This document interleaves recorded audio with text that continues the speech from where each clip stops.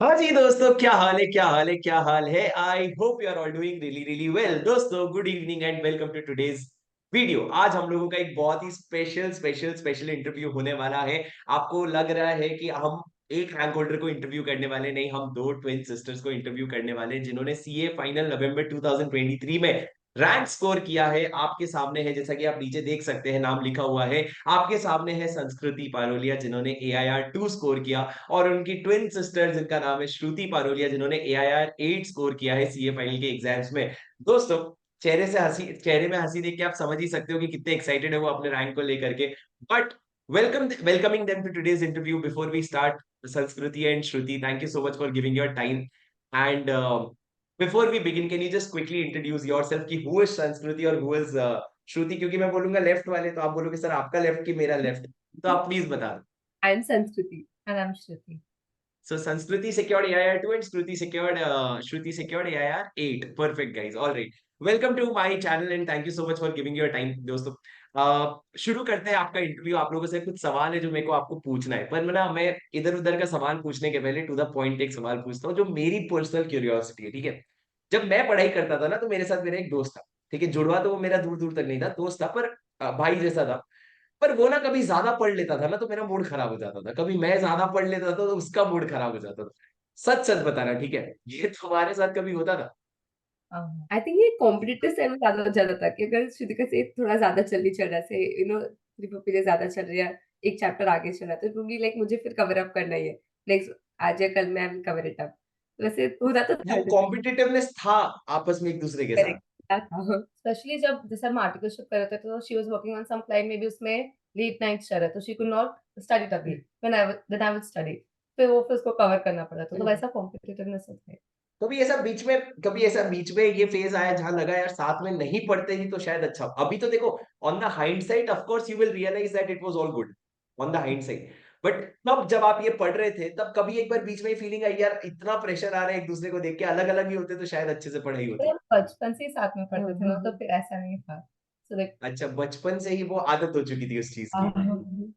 That's very interesting, that's very interesting guys. तो आप लोगों का जो एग्जाम लीव था, उसमें आप लोग साथ में प्लान करके चले हो कि TTM में, तू तेरा मैं मेरा? साथ में अच्छा, क्या आप लोगों का इंटर में रैंक था? हाँ। ओ, इज इट? इंटर में क्या रैंक्स थे आपके? Third fourth. ओहो, ठीक है। That is very very interesting. I don't know how I didn't know this, but that is very interesting that ऐसा कहीं तो न्यूज मैंने देखा था। आई थिंक मेरा एक फ्रेंड है, ठीक है, तो फ्रेंड मेरा था, उसको मैंने कहा कि अरे कोई ट्विन सिस्टर्स है जिनको रैंक आई है, स्टूडेंट है। तो उसको मैंने कहा, तो कहते हाँ हाँ मैं जानता हूँ, मेरे जीजा के फूफा के बहन के इसके उसके बेटी है। मैंने बोला आप तो जबरदस्ती रिश्ते बना रहे हैं। तुम्हारे रिलेटिव का डेफिनेशन तुम जबरदस्ती एक्सपैंड कर रहे हो उनको रिलेशनशिप के स्कोप में लाने के लिए। But anyway guys, it is very interesting to know. And inter का रैंक का प्रेशर भी आप लोगों पे रहा होगा। एक लास्ट सवाल before I get into the main points, ठीक है, क्योंकि यार इंसान है, इंसान के नेचुरल फीलिंग्स होते हैं। Shruti, at any point in time when you got AIR 8, were you like shit, AIR 8 आ गया, थोड़ा ज्यादा गैप हो गया AIR 2 और 8 के बीच में, क्या वो रिएक्शन 1% भी था? नहीं नहीं क्योंकि हम दोनों को ही पता है it's very difficult to clear CA in the very first attempt and even more difficult to get a single digit rank. और फिर एट रैंक एंड सी कुछ परसेंटेज तो लक के ऊपर भी डिपेंड होता है। हम दोनों की मेहनत तो सेम थी। आप सेम ही आंसर लिखो पर दो एग्जामिनर दो डिफरेंट मार्क्स देते अलग हैं अलग है, करेक्ट। बोल कि मतलब एक प्रोफेशनल पेपर है उसमें जजमेंट है। सो ऐसा कोई था नहीं पर जजमेंट है। So I think that is okay and it is also big thing नहीं। सो ऐसा इट इज ऑल्सो, दुख नहीं नहीं, था। ये सब चीजें मेरे को लगता है, ये सब चीजें तो हम अपने आप को उस दिन रात को बोलते हैं जब हम सोने जा रहे होते हैं कि भाई शांत हो जा। मैं आपको बताता हूँ क्या हुआ था। मेरी AIR 4 आई, ठीक है, और it was the least expected, I would have least expected it. Foundation में मेरा एक दोस्त था जिसको फाउंडेशन में AIR 1 आई थी, ऑल इंडिया रैंक 1 फाउंडेशन में। इंटर में ही गॉट समथिंग AIR 27 और समथिंग। रोहित सोनी नाम का लड़का है, उसको, वो मेरा दोस्त है, बहुत अच्छा दोस्त है। तो जब फाइनल की रैंक आई ना, तो मैंने बोला फोर, फोर क्या मजाक है क्या, किसी को आती क्या? मैंने उससे बात नहीं करी। मैंने फोन किसी को नहीं लगाया, सामने से कॉल्स आते हैं, आपको तो पता ही है, कॉल्स करे जा रहे हैं लोग, बना रहे रिश्ते, जितने रिश्ते बनाने हैं, सारे दुश्मन अब तुम्हारे वेल विशर्स बन गए हैं, आ रहे हैं कॉल्स। उसमें रोहित सोनी का भी कॉल आया, तो मैंने बोला और भाई AIR 4? तो वो धीरे से कहता है हाँ हाँ AIR 2। मेरा मूड खराब हो गया। मैंने बोला यार 4 के सामने कितनी पॉसिबिलिटी थी, 1 2 3, 3 पॉसिबिलिटी थी। एक टाइम मिला था जब मैं आपको उसको बताऊंगा कि देख मेरे को ज्यादा अच्छे स्कोर है, उसमें भी उसको AIR 2 आ गया। तो मेरे को रियलाइज हुआ once a rank holder always a rank holder, you can not beat those people. Foundation में भी रैंक थी क्या आपकी? हमने सीपीटी दिया था ना, तो सीपीटी में रैंक डिक्लेयर ही नहीं होती थी। रैंक्स आती नहीं थे। Perfect perfect, I got it. Perfect guys, तो ठीक है हम लोग अब आपके जर्नी में, मैं बहुत सुपर एक्साइटेड हो गया। तो मैंने अपने सवाल पूछ लिए, अब मैं वो सवाल पूछता हूँ जो हमारे ऑडियंस के लिए, जो स्टूडेंट्स के लिए रेलेवेंट है गाइस। एक पहले तो ये बताओ कि आप दोनों इंडिविजुअली ये बताओ आप लोगों के सीए की जर्नी का एक मोमेंट जो आप लोगों के लिए बहुत पेनफुल था इन टर्म्स ऑफ स्टडीज, जहां से आप अपने आप को बाहर निकाले, और एक मोमेंट जो आप लोगों के लिए बहुत इंटरेस्टिंग था कि जहां पे आपने अपने प्रॉब्लम को सॉल्व किया। एक मोमेंट जो आपके लिए बहुत पेनफुल था। जैसे for a hint I will tell you, for a hint as in what I am looking for, in my CA journey there was a day when I was completely broken and for the next 3 days I was literally crying कि भाई अब exam को 1 महीने बचे हैं, तू शुरू से इतना पढ़ रहा है, अब इस समय पे तेरे से पढ़ाई क्यों नहीं हो रही है? अब तो तू 1 घंटा वेस्ट नहीं कर सकता, let alone one day got wasted, I am crying even more, second day got wasted, third day got wasted. To bring myself back on track in those 3 days was a challenge in itself, which I had to do, which I did. So similarly, what is that one thing that you overcame and that one good thing that happened to you during this journey? What I wanted to tell you, ये अक्टूबर के first week में I was ऐसा just वो था हो रहा था कि ऐसा अक्टूबर आ गया, but then the hours are not increasing, मतलब हमें ऐसा लगा था कि तभी तो क्या 15-16 घंटे पढ़ेंगे, पर वो प्रोडक्टिविटी मतलब वो बढ़ ही नहीं रही थी। तो तभी मैंने आपका ये वीडियो देखा था जिसमें आपने यही मेंशन किया था। तो देन अच्छा, मुझे मैंने ये लगा चीज कि बताई हाँ, थी आपको, राइट? हाँ। कि हमें सिर्फ अकेले हमें नहीं, तो थोड़ा कॉन्फिडेंस है कि यार सभी उस सिचुएशन में करें। तो लगे रहो इन्हें सिर्फ 10th वाला ठीक है, लगे रहो वही बहुत प्रोडक्टिव कर लो। तो I guess that sort of की हेल्प, आई थिंक कंटिन्यूअसली मैंने वो वीडियोस देखे थे, तो काफी वो था कि अगर थोड़ा ऐसा लगता था जैसे वीडियोस पुट है कि नहीं ये सबके साथ ही हो रहा है, जस्ट कीप गोइंग, जितना हो रहा है उतना करते रहो, कीप यू नो एक्सीडिंग, जितना हो रहा है धीरे-धीरे इंक्रीज करते रहो, प्रोडक्टिविटी इंक्रीज करते रहो, it will work out. So I guess इसलिए So उधर you तक had your CA buddy. I didn't have my CA buddy. You have your own CA buddy. Perfect. ठीक है. What about you, Shruti? I think the most difficult part was कि तो लगे रहना, क्योंकि this is for me DT था कि बहुत मतलब मैंने पूरा पूरा पढ़ लिया था, सब कुछ डीटी पढ़ लिया था, सब कुछ कर लिया था। फिर मैंने नवंबर 22 का पेपर पिक किया था सॉल्व करने के लिए। फिर ऐसे ऑब्वियसली अगर आपने पूरा पढ़ लिया हो, तो मे बी से अगर याद नहीं हो तो अलग बात है। पर अगर आपने पूरा पढ़ लिया, उसके बाद आप पेपर लिखो, तो यू एक्सपेक्ट एटलीस्ट 60, मतलब 60 तो मार्क्स का आता हो आपको। फिर मुझे 40 मार्क्स का भी नहीं आ रहा था। आई वाज़ सो मतलब वो जो पता है, वो जो डिप्रेसिंग वाला पार्ट था। तो तब तो मतलब फॉर ऑलमोस्ट आई थिंक सितंबर तक तो मुझे लग ही रहा था कि डीटी तो होगा ही नहीं मेरा, रहने दो। होगा ही नहीं, मतलब वो राइट? तो एक काम करें, सब कुछ क्लियर कर देते हैं, सिर्फ एक डीटी को छोड़ते हैं, फिर 6 महीने नेक्स्ट 6 महीने सिर्फ डीटी पढ़ते रहेंगे, ऐसा मैंने सोच के रखा था। बट देन इवेंचुअली अक्टूबर के बाद में मुझे कॉन्फिडेंस आ गया था कि नहीं, क्योंकि उसके बाद फिर वापस एक बार सेकंड रिवीजन किया था एंड मई 23 का जो था वो दिया था, एंड दैट वाज़ गुड, मतलब इट इज़ लगा था पास 40 तो मिल ही जाएगा, and the password it was also good कि सब बराबर हो जाएगा। तो I think the most difficult part was that DT वाला, क्योंकि आप पूरा पढ़ने के बाद भी आपको नहीं आ रहा, तो फिर ये नहीं आ रहा, राइट? मतलब होपलेस सिचुएशन हो गया था। So had to be the ऐसा ऐसा एक सिमिलर सिचुएशन मेरा हुआ था एसएफएम के पेपर के 1.5 महीने पहले। जो मॉक टेस्ट के वक्त मैं बताता हूँ बच्चों को कि 1.5 महीने पहले मैंने मॉक टेस्ट लिखा, और आप तो फिर भी 60 नंबर का सोच रहे हो, मेरे को 100 में से एक शायद 40-45 नंबर के आते होंगे। और मैं पेपर लिख के आया और घर में मैं रो रहा हूँ यार, एसएफएम तो मेरा एक बार पढ़ के एक बार रिवीजन हो गया है, और रिवीजन होने के बाद भी मैं 40-45 भी नहीं ला पा रहा हूँ, let alone examination. And I was thinking SFM is going to be my strength, but then that day I realised so many mistakes that I was doing in SFM and I revised it in the next 2 revisions. तब जाके मेरा CA final का जब main exam था तो उसमें 87 आ गए। But thanks to that mock test and thanks to not giving up on that day, because a normal person, ये सीए की जर्नी जो होती है वो तुम्हारी इमोशनल स्ट्रेंथ भी बहुत टेस्ट करते हैं कि हम तुमको हर दिन तोड़ेंगे, तुम खुद को जोड़ रहे हो क्या?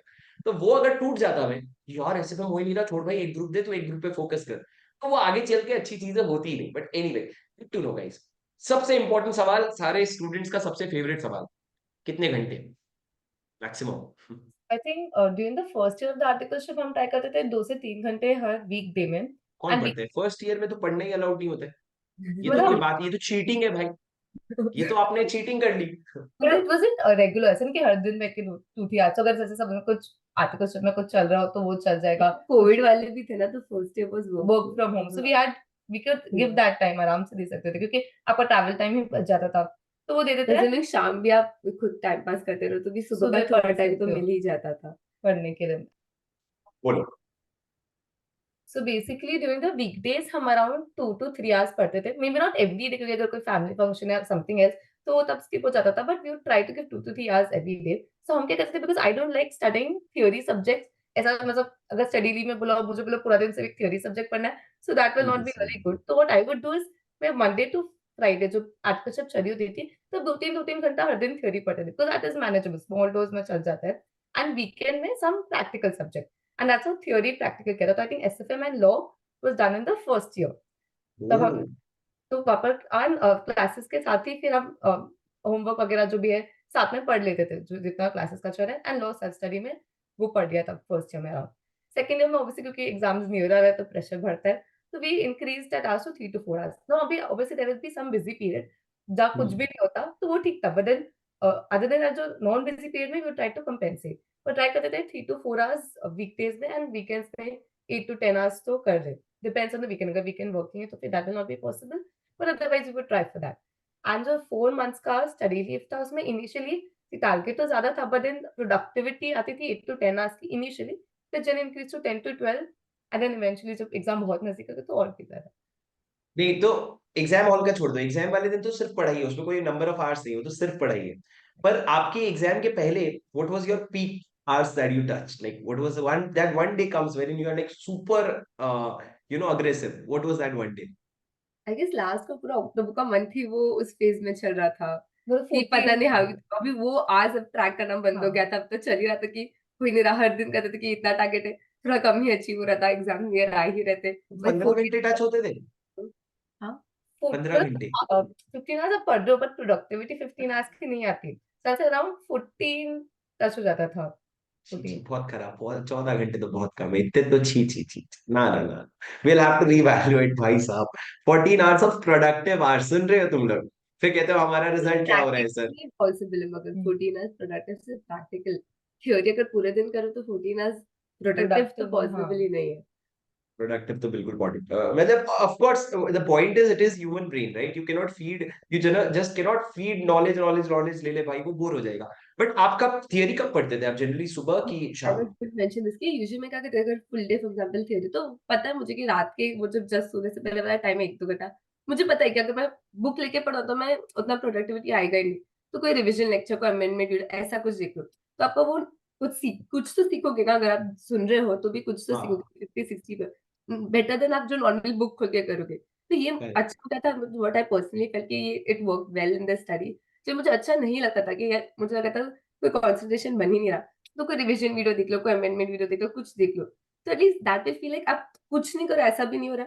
आप कुछ सीख प्रोडक्टिव, पाओगे, हाँ, तो मतलब आपको खुद को भी अच्छा लगेगा कि यार कुछ तो कर ही रहे हो। कुछ तो तो एटलीस्ट खत्म दैट किया मैंने, हाँ। एग्ज़ैक्टली, एंड याद रहता है, मतलब ऐसा आपको तभी लगेगा कि कुछ याद नहीं रह रहा, सिर्फ सुन के क्या ही। बट देन कुछ तो रिटेन होता ही है, दैट्स विल यू रियलाइज़ जब आप नेक्स्ट रिविजन करोगे, तब आपको पता चलेगा याद रहता है। So it worked. I think ये मुझे काफ़ी अच्छा था, जो हम्म। इंटर के वक़्त था नहीं, तभी ऐसे रिविजन वीडियोज़ होते नहीं थे। तो ये आई अब होते हैं, रियली अब तो इंटर में भी ऐसे रिवीजन वीडियोस होते हैं। हाँ, जब बट हम इंटर हाँ। में तब नहीं था, तो अब I guess that is one thing. And specially जब ये आर्टिकलशिप के वक़्त स्पेशली बिकॉज़ आप ट्रैवल करो ना, तो काफ़ी आपका ट्रैवलिंग टाइम बहुत होता है। तो इसमें आप कुछ हम्म। सुन लो बैठ के, तो दिस इज़ जस्ट मतलब पर्सनली मुझे तो काफ़ी अच्छा लगा था। तो आपको वॉइस यूज़ भी हो जाता है, प्लस ट्रैवलिंग टाइम आप खुद लाइक लोकेटर में बैठे आप खुद कंसंट्रेशन करना थोड़ा डिफिकल्ट होता है, आप डिस्ट्रैक्ट होते जाते हो। फिर आप सुन तो सकते हो ना, बिकॉज़ दैट कैन मतलब वो बेटर प्रोडक्टिविटी लेके आता है। Correct. Actually very tired like कि पूरा वर्क आप रात के कुछ 12 बजे आ रहे हो ट्रेन, तो बस सुन लो ना, ईयरफ़ोन डाल के आराम से आँख बंद करके सुनते रहो। Even if you are retaining 50% which is not bad. Which is not bad, you're at least utilizing your time. Exactly. तो Right, right. I So think that is, there are two lovely insights that I got. A lot of students keep texting me. और मैं actually इसका otherwise answer करता था, now I think I have a better answer to give, but students used to keep texting me, sir revision videos देखने चाहिए क्या, देखने चाहिए क्या, देखने चाहिए क्या? मेरा हमेशा ये आंसर होता था, नहीं, कोशिश करो सेल्फ स्टडी की, नहीं हो रहा है तो रिवीजन वीडियो है। But I think that is what your point is, more better that you try for self study, but if you don't have that self study का टाइम, जैसे आप ट्रैवल कर रहे हो, वहां पे पढ़ाई नहीं कर सकते आप, तो more better than that you focus on finishing a video, कि मेरा 1 घंटे का ट्रैवल है, 1 घंटे का वीडियो है, मैं खत्म करूंगी। So that will probably add more value. So I think that is where, and I'll tell you, actually it helps. Last attempt के लिए जैसे मैंने डायरेक्ट टैक्स के लिए रिवीजन तो पूरे नहीं ला पाया था, पर मैंने इनको बहुत सारे टैक्स शॉट्स दिए थे। तो कुछ बच्चे आफ्टर रिजल्ट से टेक्स्टेड मी, सर आपके डायरेक्ट टैक्स में बहुत हेल्प हुई। मैंने बोला मैंने कहाँ हेल्प किया डायरेक्ट टैक्स में?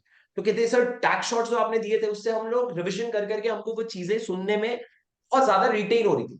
सो I realise yes boss, direct tax में ये एक चीज है जो अभी बच्चों ने एक्सप्लोर नहीं किया है, कि तुम क्या पता डायरेक्ट टैक्स के रिवीजन ऑडियो सुन करके देखो, कि तुम ट्रैवल कर रहे हो, तुमने एक सेक्शन सुन लिया, कि पहुंचते तक मेरे एक सेक्शन का पूरा इन डेप्थ रिवीजन हो गया और साथ में मेरे को टाइम भी यूटिलाइज हो गया, which is very nice to know. Perfectly. So, okay.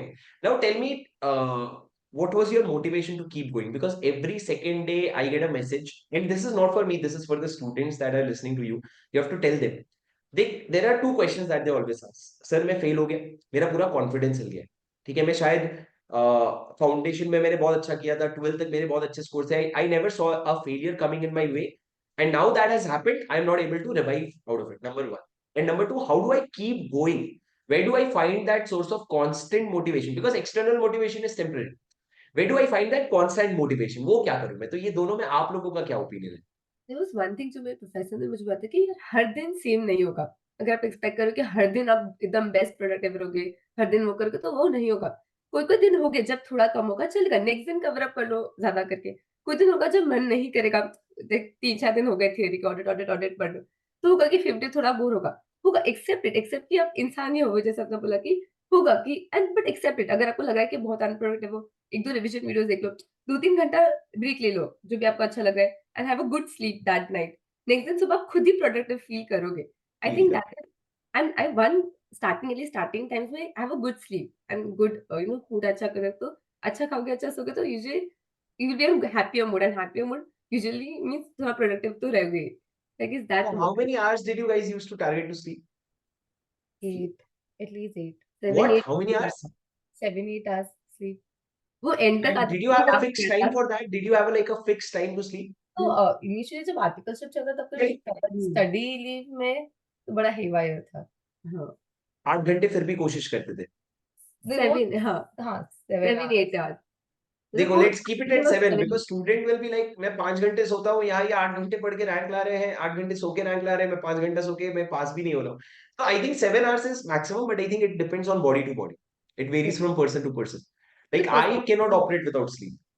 Same I मतलब मुझे पर्सनली अगर मैंने एक दिन 4 या 5 घंटे सोया, एक दिन जब मैंने 8 घंटे सोया, स्पेशली अगर आपको थ्योरी करना है पूरे दिन, तो I see productivity in my own work. मतलब यार मैं अगर मैं अज्यूमिंग 4-5 घंटे में मैं आई कैन स्टडी, ऐसे बुक खोल के बैठ जाऊँ। मैं 1 घंटा करूँगी, 2 घंटा करूँगी, उसके बाद मैं यॉन ही करती रहूँगी ना। मतलब the point is right, because you are I sleeping. Keep fighting with my self कि मुझे नींद है, तो मैं वही करती रहूँगी पढ़ने के अलावा। मतलब this is personal, I think practical में थोड़ा कम नींद चल जाता है, मतलब पर्सनली मुझे।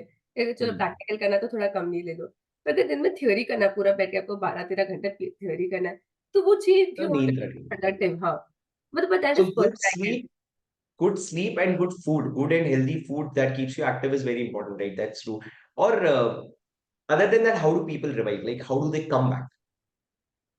See, basically, what I believe is that people ask me, did I prepare for a rank? So, no, I didn't prepare for a rank. What I wanted to do was give my best every day.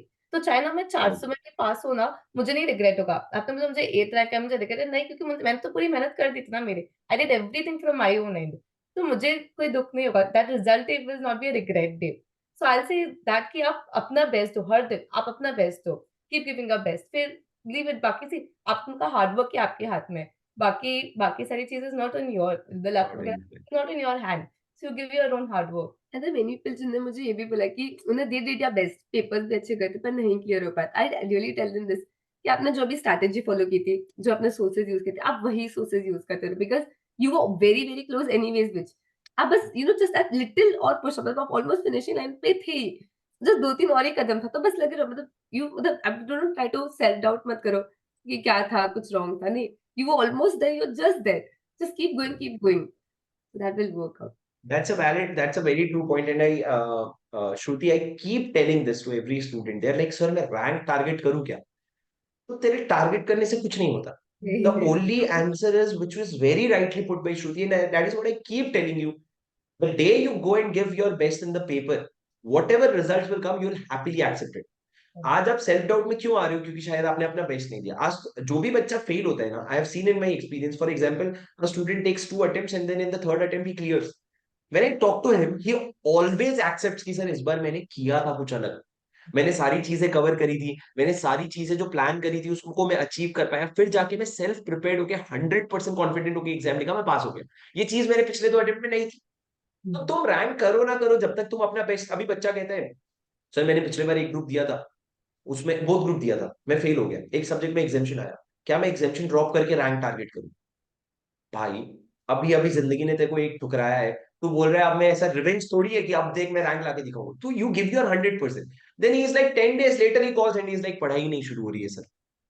भाई कहाँ तू rank के सपने देख रहा था, कहाँ तू पढ़ाई नहीं शुरू कर पा रहे थे? Basic effort is you put your efforts to fight and get back on track, that is your first fight. Rank वैंक जो आनी है वो देख लेंगे, जो लिखा है वो आ जाना है। But that is very true. And Shruti, so guys, you said you didn't aim for a rank, but you must have had pressure of your inter rank, right? Very very मतलब मैंने मतलब लोग मुझसे एग्जाम के बाद पूछे थे कैसा है पेपर था, तो my papers actually okay okay, कोई the papers were tough, my papers okay okay, but मैं बोलती थी पेपर्स ओके ओके, सामने से ये रिस्पॉन्ड आता कि नहीं नहीं आपको ओके ओके कैसे होगा, आपको तो रैंक है ऐसे ही, मतलब खुद ही प्रिजम्पशन कर दिया उन्होंने कि रैंक तो आएगी, मतलब that was legit everyone I meet was even जो आर्टिकलशिप वाले सब सब सबकी उनको पता है कि इतना काम हमने किया है। नहीं वो था मैं टाइम। वही मैं ही हूँ वो इंसान जो ऐसी हरकत, देखो तो आ ही जाएगी, तेरे को क्या है, वो हाँ, मैं वही वही वो वही दोस्त एंड हूँ। मतलब इतना कॉन्फिडेंस मुझे खुद में नहीं था जितना उनको मेरे में। नहीं actually this thing help me once, you know, कि मेरे सीए फाइनल के वक्त ऑफ कोर्स मेरा तो इंटर में भी रैंक नहीं था, फाउंडेशन में भी रैंक नहीं था, मेरे को पूरी क्लैरिटी थी कि मेरा इंटर में 8 नंबर से रैंक छूटा था, फाइनल में मेरा 8 नंबर से पासिंग मार्क छूट जाएगा, अटेम्प्ट लगेंगे फिर मैं पढ़ के जा, और वो ऑडिट ही मेरा 8 नंबर का गैप आएगा, इतनी क्लैरिटी थी मेरे को। So when I realized that when I'm going down in my mind, I'm like becoming negative, that is when it hit me कि यार तेरे को अपने आप पे कॉन्फिडेंस नहीं है, तेरे आसपास वाले लोगों को तेरे पे इतना कॉन्फिडेंस क्यों है? So that is when I tried to take their confidence. I legit called 2 or 3 people to ask, मैं कर लूंगा ना? लेकिन तू तो कर ही लेगा। Those people who are not sarcastic, there are 90% of the people are saying अरे तेरा क्या है, तू तो वो लोग नहीं, पर कुछ लोग genuine होते हैं। जैसे if you remember, I had told in one of the video wherein I told that I called my dad, legit saying that boss, I will not give both group, I'll give only one group. He said तू एक group की पढ़ाई कर, तू बस second group में जाके बैठ के लिख के आ जा, मैं बोल रहा हूँ तू पास हो जाएगा। And that is when you realize there is someone who is taking so much of confidence in you. Why would you not try, right? But that brings me to my next question: how happy were your parents? Like double the happiness? Very very but एक चीज था कि my parents never put pressure on us कि ये आपको तो rank आना वगैरह, तो मन जब मैं Wow. एग्जाम में जा भी रही थी तभी मेरे पापा ने बोला तो ऐसा सब रैंक वैंक का प्रेशर मत दे, सिर्फ अपना जो बिंदास लिखना है तुझे भी करना, लिख के आ, कोई टेंशन नहीं कोई प्रेशर नहीं, बस लिख के आना पेपर बस में। एग्जामिनर को बता दो तुझे कितना आता है, बस उनको बता दे हाँ, बस। चाहे वो कितना भी हो, सो हाँ, there was no pressure from the parents side, but obviously खुश तो बहुत थे। To answer your question on the result, like very Yeah, yeah. Very मतलब how differently did you celebrate that day? Like because generally एक जने का rank आता है तो चलो ठीक है कर लेते हैं एक XYZ amount of celebration. How was it for you? How was it a different day? Siddhivinayak temple गए थे बिकॉज उस जस्ट एग्जाम के जस्ट पहले वाले दिन में हम सिद्धिविनायक टेम्पल गए थे, तो फिर मम्मी ने बोला था कि अगर ये क्लियर हो जाएंगे तो फिर हम वापस आएंगे, तो फिर द नेक्स्ट दिन तो वापस guys the trick is Siddhivinayak temple. मैं भी सिद्धिविनायक मंदिर में था, ये भी सिद्धिविनायक मंदिर में थे, कुछ तो जादू है वहां पे पहुंच जाना रिजल्ट वाले दिन अगले बार। बट सिद्धिविनायक मंदिर गए थे और आप लोगों ने, so you both of you belong from, no you are not from Mumbai right? Yes Mumbai, born and we are born and bought up in Mumbai. Okay, so now you live in Mumbai currently. तो आपने बोला था बोर्न रैंक आ एंड जाएगी, अच्छा तो पास पास हो गए तो आप लोग वापस सिद्धिविनायक जाओगे ऐसा बोले थे, तो उसी दिन चले गए? हाँ हाँ, हाँ इसीलिए। नहीं नहीं, पास की नहीं मांगी होगी, रैंक की मांगी होगी, सही से बताओ। मम्मी ने मांगी थी। रैंक की मांगी थी मैंने, ठीक है perfect. That is so sweet guys, but I think मतलब I feel that the amount of happiness that the parents feel, do you think that they did you when you got your rank, you must have realised right, जब आप exam की preparation करते हो तो efforts बहुत ज्यादा लगते हैं, that they did you find it worth it, the effort? Definitely. Was it not a little too much, मतलब थोड़ा ज्यादा एफर्ट नहीं मांग लिया इतने सीख ले ऐसा कि, और did you find it to be worth it? Each and every sacrifice was worth it. ये पास की वैल्यू काफी ज्यादा थी because you get to add that CA in front of your name, so काफी। Right, that is so sweet. Yeah, what I appreciate is you mentioned about the fact that you get to add CA in front and not the rank later. You add a AIR later, but I think that is what people need to realize. We sometimes tend to overhype rank holders. कुछ बच्चे rank holders के interview भी देखते हैं ना, उनको लगता है अरे रैंक होल्डर को क्यों बुला रहे हो, नॉर्मल लोगों को बुलाओ जो पास हुए। The reason why you bring is you at least try to, so when you see result wise they have performed the best, right? So you learn from the best so that you can perform better than other students. But that is super sweet. But guys, was there one over this whole during this whole journey, जैसे कि आपने कहा बहुत सारे sacrifices that you made, what are the sacrifices that you actually made? Like, what do you think were the sacrifices wherein you had to stop yourself and like study? I think last 1 month था, अक्टूबर 1 month में सब कुछ था, sleep sacrifice हो रहा था। I think फिर भूख भी नहीं लग रही थी, सब कुछ हुआ था। Then obviously family function, I think हमारे साथ तो मेरी फैमिली ने भी पूरे सैक्रिफाइसेस किए। Like my dad and mom had moved to the hall, जैसे कि मुझे रूम मिले। तो लास्ट कुछ Oh, 2 your महीने mom तक had moved to the hall. या So my you mom and could get separate rooms. Like ये रूम श्रुतिका था and then the other room जो मेरे मॉम एंड डैड का था। Wow. Then just we got an nephew, like अगस्त में ही वो बोर्न हुआ था। सो दैट वो हमें डिस्टर्ब ना करे, तो वो एक दूसरे रूम में रहता था। भाभी इंश्योर करती थी कि जब वो रो रहा हो तो फिर रूम क्लोज हो जाए, तो फिर हमें डिस्ट्रैक्ट में उनकी आवाज नहीं आए। तो आई थिंक हमसे ज्यादा आई थिंक हमारी फैमिली ने सैक्रिफाइस किया है इंश्योर कि वो फंक्शन वगैरह में ना जाए, बिकॉज हमें ना लगे कि हम भी फंक्शन में नहीं जा रहे। आई वो नहीं थिंक चाहते थे? नहीं नहीं, चाहते मैं थे। मोमोज तो मैं वो बाकी सब तो चला जाएगा, मतलब लाइक भाई वगैरह चला जाए, पर मम्मी तो बस लाइक अगर वो नहीं जा रहे तो फिर ये भी नहीं करना, फिर ऐसे लगे ना आप पढ़ोगे कैसे, आप पढ़ने बैठो फिर लग रहा है अभी पूरी फैमिली तो जाके दिवाली सेलिब्रेट करी है, हाँ, ये सब मजे कर रहे हो और आप अकेले यहाँ पर पढ़ रहे हो, तो कोई नहीं चाहता था फिर। that is so sweet and that is so sweet and I think I recently got a call, और कॉल निकल रात को ही एक इंटर के बच्चों का सेशन था, तो उसमें एक बच्चे ने बोला कि सर ठीक है बाकी सब दुनिया जहां अपनी जगह ठीक है, पर जब मेरे घर वाले ही मुझसे बोल रहे हैं कि तू नहीं कर पाएगा तो मैं सीए कैसे करूं? And that is when, and that thing, and this thing now shows me how different everyone is, right? Everyone is not at the same place, not at the same position. So whenever, but we, जब हम compare करते हैं ना, तो हम at par compare करते हैं कि यार मेरे को नहीं पास, मैं पास नहीं हुआ, उनकी रैंक आई ऐसी क्यों? So that makes me realize there is so much of difference. एक तरफ एक फैमिली होती है जो आपको बोल रही है तू छोड़, तेरे से पढ़ाई नहीं होगी, तू फंक्शन में ही चल ले। एक तरफ एक फैमिली होती है जो खुद चले जाती है फंक्शन में और बोलती है तुम घर पे पढ़ाई कर लो, हम प्रेशराइज नहीं करेंगे। एक तरफ एक फैमिली होती है जो खुद भी फंक्शन में नहीं जा रही है तुम्हारे लिए। There are three variations, right? And these three directly impact your results, right? So I think when you compare yourself next time or think about this, you always have that difference ready. But of course, after all, it is all hard work. Yeah. I'm pretty sure only these people know what has happened behind the curtains because अच्छा कभी रोए हो इस journey में pressure के कारण? आई मतलब रोज में तो I was almost on the verge of crying. Audit day में जब एग्जाम 2 टू 5 तो हम 12 बजे, but at that state I was like यार हो ही नहीं रहा, इतनी बार कर लिया, इतनी बार रिविजन्स कर लिए, पर देन एट दैट पॉइंट ऐसा लगा था क्या ही क्या हमने अभी तक, मतलब क्या ही कर रहे हैं हमने, आर्टिकलशिप भी ऑडिट में की। दैट वाज़ वन कॉन्फिडेंट, मतलब एफआरई है वो था यार, हमने क्या ही किया फिर अभी तक, क्या ही नहीं कर किया इतनी है। बार पढ़ लिया, कितना रिविजन कर लिया, कुछ याद ही नहीं रह रहा। मतलब at that point I was like अरे बस ये 40 कैसे ना कैसे करवा लो, बस बाकी हम मेहनत करेंगे, बाकी सब्जेक्ट से हम मेहनत करेंगे, खुद के हार्ड वर्क Been से there, मार्क्स लेके आएँगे। ये been there. कैसे ना कैसे भगवान 40 ले ही आओ, बस ये अब क्या ही करें। और तो नहीं, दैट्स मेरे को लगता है ऑडिट का तो ऑफिशियली अभी मैं बोल सकता हूँ कि ऑडिट का नाम ही इनको चेंज करके दर्द रख देना चाहिए। ठीक है? What I observed was audit is easy. अब जब मतलब जब मैं पढ़ रही थी तो बड़ा इजी लगता था, पर इतना बड़ा है हाँ, कि याद ही नहीं रहता। है ना? मतलब एट दैट पॉइंट कितना ही कर लो 1.5 मैन, द पॉइंट इज़ आप कितना भी कर लो, पूरा कर लो, वो पूछे तो किधर अंदर-अंदर से जो आपको चीज़ याद नहीं है, और हम कितना ही मतलब आप कितना ही कर लोगे कि आपको अंदर-अंदर का भी याद रहना है। कितने रिविजन्स करे यार, कितने तो रिविजन्स याद नहीं रह करेंगे? पाए। चलो guys, before we end this session, I think I have taken a lot of your time. My last question before we end this session is second last actually. Help us with direct acts. Like student always keep asking, vast है, vast है, सब पढ़ेंगे। Class में जब मैं पढ़ाता हूँ तो बच्चे कहते हैं सब पढ़ाओ सर, ये भी पढ़ाओ, ये लास्ट लाइन का लास्ट वर्ड का लास्ट फुल स्टॉप के पहले वाला अल्फाबेट कैसे छोड़ दिया आपने, पढ़ाओ। पर वो चीज एग्जाम के पहले तो नहीं हो सकती। So what is that one or two things about DT which people are not understanding but which needs to be done to get a good score in DT? तो मुझे भी इनिशियली वही लगा था जो आपके स्टूडेंट्स को लगा था कि मैंने जब पहली बार पढ़ा था, मैंने आपको बताया और फिर पेपर लिखा था, तो मुझे यही लगा था कि my coverage is not good and that is why maybe I could not answer the questions. But eventually मुझे ये पता चल गया था कि मेरे पास और पढ़ने का टाइम ही नहीं है, क्योंकि जो आपने एग्जिस्टिंग पढ़ा है उसको आपको रिवाइज करना पड़ेगा, तभी आप एग्जाम में लिख पाओगे, और एडिशनल पढ़ने का तो टाइम ही नहीं है। सो दैट्स व्हाट आई से कि स्टिक टू दैट, वो जो जितना है वो बहुत है, उसको ही आप, क्योंकि एक बार पढ़ोगे ना तो याद नहीं रहेगा। आपको at least 2 to 3 times, especially for subjects like DT, you have to revise DT and audit, you have to revise multiple times तो ही याद रहेगा।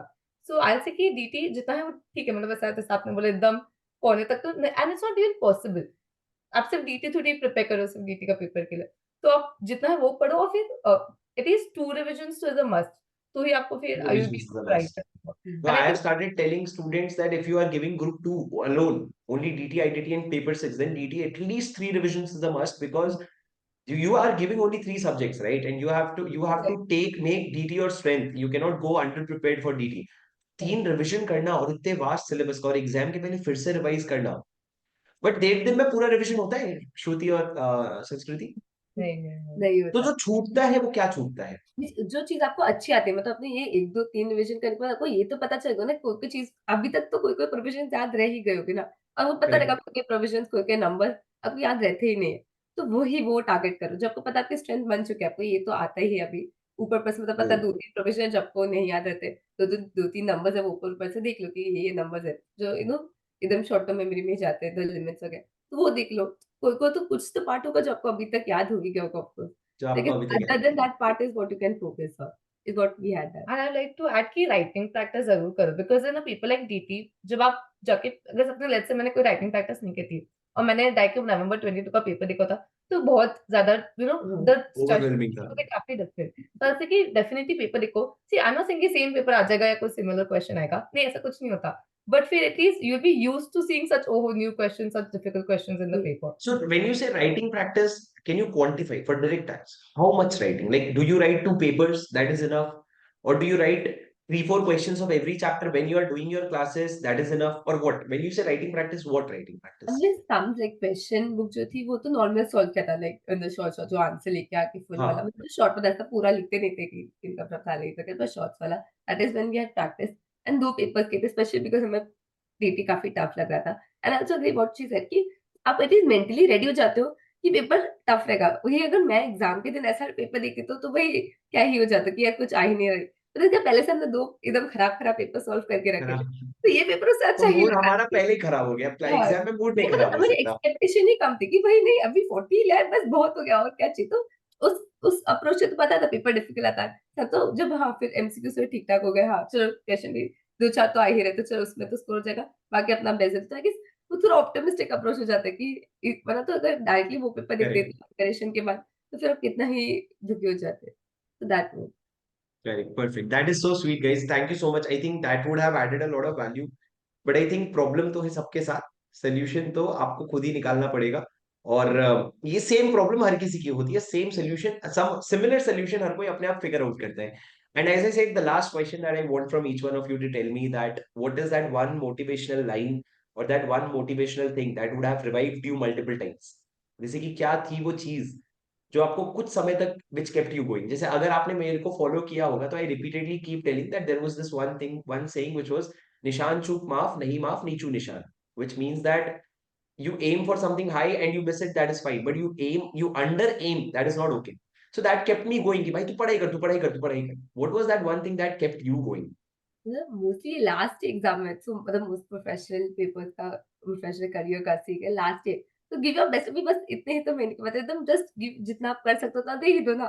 बस उसके बाद तो फिर है ही, फिर तो काम नहीं करे, तो just give your best. I think that work, like चलो यार लास्ट एक पेपर था, लास्ट एग्जाम दे रहे हैं हमारे इसका, तो बेस्ट ही दे दो फिर। तो I think that kept, like कभी कभी ऐसा लगता था कि नहीं नहीं करा हो तो क्या तो सेक्टर में अपना बेस्ट नहीं दिया था तब जाके AIR 3 आया था। नहीं नहीं, मतलब what she said was finish CA journey with a bang. Like sort of thing. with a bang, yeah. I don't know how is it happening. Is it a rankers thing or I don't know what it is, just a similar thing, but exactly the same thing. मैं बचपन से सिर्फ जितने भी parent teachers meeting होते थे उसमें 2 ही चीज बोली जाती थी। एक तो ये अगर पढ़ लेगा तो ये बहुत अच्छा स्कोर करेगा, दूसरा इसको बोलो उस लड़की से दूर बैठेगा। 2 ही चीज बोलते थे बस पेरेंट्स टीचर्स मीटिंग में, और कुछ नहीं। हर पेरेंट्स टीचर मीटिंग में एक ही चीज चल रही थी इनकी। तो मैंने लास्ट में सोचा देखो वो दूर तो मैं नहीं बैठ सकता, पर मैंने बोला चलो एग्जाम का देख लेते हैं इस बार प्रोफेशनल करियर में। जस्ट किडिंग गाइस, ये मजाक नहीं कर रहा हूँ।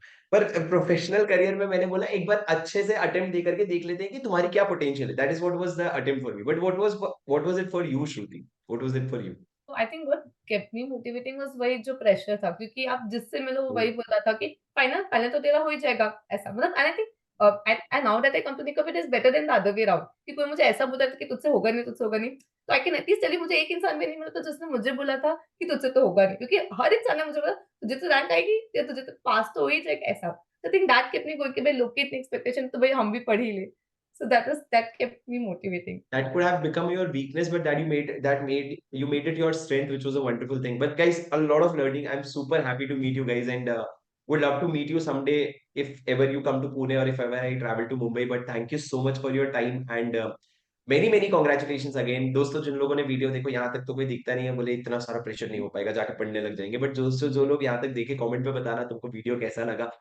Tell me 3 things that you learned from this video, because it is going to help other students also who are going to come and watch this video. If you have any questions from Sanskriti or Shruti, आप उसको भी comment पे डाल दो। और maybe I think you guys are on LinkedIn for sure. Yeah. So maybe आप लोग इनको LinkedIn पे भी reach out कर सकते हो और आप लोग अपने query solve करवा सकते हो। मैं मिलता हूँ आपसे अगले वीडियो में। Thank you so much for watching। ऐसी कंटेंट आते रहेंगे। वीडियो को लाइक जरूर कर देना, अपने दोस्तों तक शेयर जरूर कर देना, और इनको नीचे congratulations तो जरूर बोल देना for getting a rank। I'll see you in the next video. This is your CA buddy Shubham Singhal signing off.